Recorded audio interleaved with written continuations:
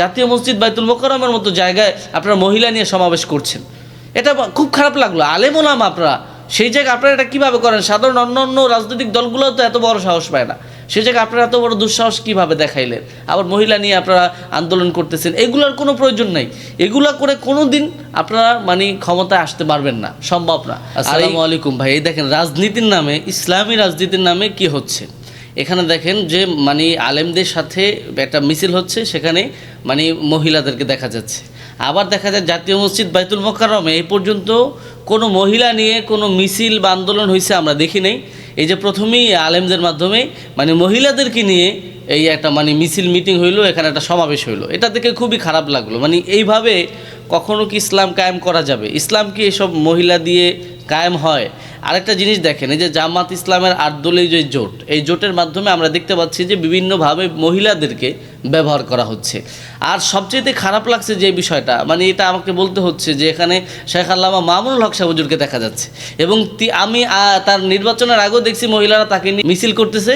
আজকেও দেখলাম যে তার সামনে অনেকগুলো মহিলা, সে একেবারে দিব্যি বক্তব্য দিচ্ছে, কোনো রকমের কোনো সমস্যা হচ্ছে না। এখন এই যে বিষয়গুলো, এখন এগুলা করে কি ইসলাম কায়েম হবে? এখন তাদেরকে যদি জিজ্ঞেস করি, বলবে যে এগুলা করে আমরা একটু শক্তিশালী হতে চাই, এবং এটা তো 8 দলীয় জোট। এখন 8 দলীয় জোটের সাথে তো অন্যান্য দলও আছে, তো সেই হিসাবে তো মহিলাদেরকে এঙ্গেজ করতেই হবে, এটা তো ইসলামিক সব জোট না।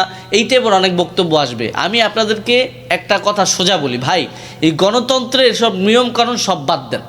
যেসব আলেম ওলামা, জামাতে ইসলাম বা ইসলামী আন্দোলন বা যত দল আছে, যারাই এই যে গণতন্ত্রের রাজনীতি চর্চা করছে, আমি মনে করি এরা আসলে সবাই, একেবারে সবাই ইসলামের জন্য রাজনীতি করছে না, কেউ ক্ষমতার জন্য রাজনীতি করছে। নয়তো এই যে মহিলা দিয়ে যেগুলো একেবারে ইসলামের নিষেধ, এই টাইপের অনৈতিক অবৈধ ভাবে আপনারা যেভাবে ইসলাম কায়েম করতে চাচ্ছেন, এটা কোনোভাবেই সম্ভব নয়। অবৈধভাবে ইসলাম আপনি কায়েম করতে পারবেন না। আপনারা যদি বরাবর অবৈধ পন্থা বাদ দিয়ে রাজনীতি করতে না পারেন, তাহলে এটা বাদ দেন। এটা বাদ দিয়ে আপনারা খেলাফতের চিন্তা করেন, মাঠে ময়দানে মানুষদেরকে খেলাফার দাওয়াত দেন, মানুষদেরকে বুঝান, মানুষদের যে চেতনা সেটাকে জাগ্রত করে দেন। কিন্তু এইভাবে রাজনীতির নামে যেটা হচ্ছে, মানুষের কাছে ইসলামটা বিকৃতভাবে প্রেজেন্ট হচ্ছে। মানুষ মনে করতেছে যে ইসলামের নামে এগুলো করা যাবে, আবার মানুষ কিন্তু ঠাট্টাও করতেছে। মাওলানা মামুনুল হক সাহেব হুজুর সহ এইসব আলেম ওলামা যারা এই কাজগুলো করতেছে, আমি মনে করি এরা অবশ্যই এটা ঠিক করছে না। আমি কারো দালালি করতে পারবো না। আমাকে বলতে হলে সবাইকে বলতে হবে, সেখানে মামুনুল হক সাহেব হুজুর থাকলেও আমাকে বলতে হবে, আমি তার বিরুদ্ধে বলবো, আমার কোনো রকমের কোনো সমস্যা নেই, আমাকে সত্য বলতে হবে। তো সুতরাং আমি মনে করি এগুলো অবশ্যই বাদ দেওয়া উচিত। যদি আপনি পারেন এসব অবৈধ পন্থা বাদ দিয়ে রাজনীতি করেন, আর যদি আপনি না পারেন এই রাজনীতি আপনি বাদ দেন, আপনি খেলাফতের দিকে অগ্রসর হন।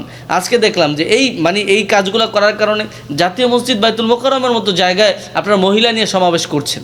এটা খুব খারাপ লাগলো। আলেম ওলামা আপনারা, সেই জায়গায় আপনারা এটা কীভাবে করেন? সাধারণ অন্য রাজনৈতিক দলগুলোও তো এত বড় সাহস পায় না, সেই জায়গায় আপনারা এত বড় দুঃসাহস কীভাবে দেখাইলেন? আবার মহিলা নিয়ে আপনারা আন্দোলন করতেছেন, এগুলোর কোনো প্রয়োজন নাই। এগুলা করে কোনো দিন আপনারা ক্ষমতায় আসতে পারবেন না, সম্ভব না। আর এই গণতন্ত্র রাজনৈতিক যে চর্চা আপনারা করতেছেন, বহির্বিশ্ব কোনোভাবেই ইসলামিক কোনো দলকে ক্ষমতা আনবে না, এটা আপনারা ভালো করে জানেন। শুধু আপনারা সময় ব্যয় করছেন এবং ইসলামটাকে বিকৃত করে মানুষের কাছে প্রেজেন্ট করছেন। এটার মাধ্যমে ইসলামের তো কোনো ফায়দা হবে না, বরং ইসলামের ক্ষতি হচ্ছে।